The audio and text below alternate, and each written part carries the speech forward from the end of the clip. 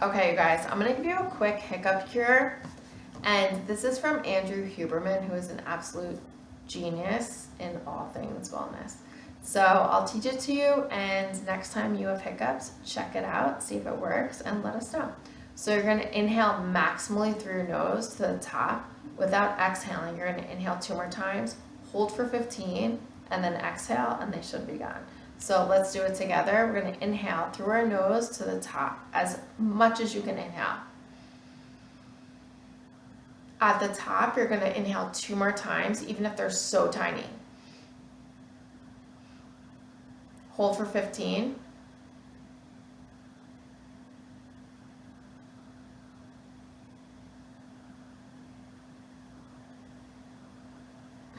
And exhale.